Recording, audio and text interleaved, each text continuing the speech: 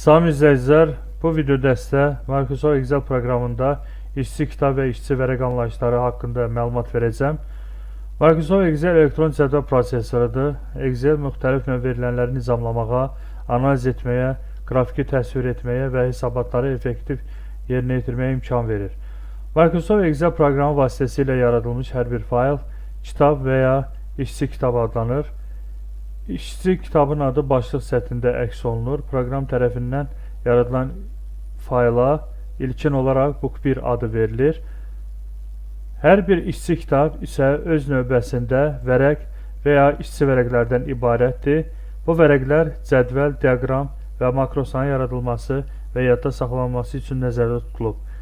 İşçi vərəqlər proqram pəncərəsinin aşağı hissəsində yan-yana yerləşir və proqram tərəfindən yaradılan işçi vərəqləri ilkin olaraq Sheet 1, Sheet 2 və s. bu formada adlar verilir. Microsoft Excel proqramında hər bir işçi kitab standart olaraq bir işçi vərəqdən ibarət olur. Bəzi Excel'in versiyalarında isə, məsələn, Microsoft Excel 2010 versiyasında isə standart halda işçi kitabı açarkən içərisində 3 dənə işçi vərəq olurdu. Xüsusilə də son yeni versiyalarda artıq yalnız bir işçi vərəq olur.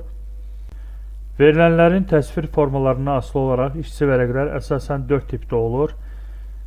Cədvəllərin yaradılması və emalı üçün worksheets, yəni işçi vərəqlər, diaqramların yerləşdirilməsi üçün chart sheets, yəni diaqram vərəqləri, makrosların saxlanması üçün nəzərdə tutulan macro sheets, yəni makro vərəqlər və dialoqların yaradılmasını təmin edən dialog sheets, yəni dialog vərəqləri.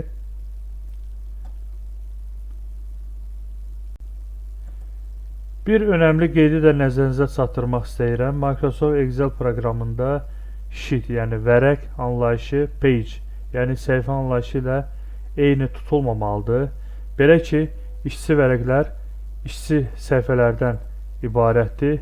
Məsələn, görürsünüz, normalda bir vərəqimiz, yəni bir neçə səhifələrdən ibarət olur. Vərəqdəki səhifələrin sayı səhifə parametrlərində quraşdırılmış kağızın ölçüsündən, kağızın boşluq sahələrinə verilmiş parametrlərdən asılı olur. Məsələn, A4 formatlı kağızlarda əgər səhifənin kənar boşluq məsafəsi soldan, sağdan, yuxarıdan, aşağıdan bir düym ölçüsündə olarsa, bir vərəqdə təxminən 33959 səhifə olur. Düşünürəm ki, bu qədər məlumat yetərlidir. Əgər videonu bəyəndinizsə like etməyi və kanala abunə olmağı unutmayın. Dostlarınızla paylaşın ki, onlar da bizim video dərslərdən faydalanı bilsinlər. Hələlik sağ olun.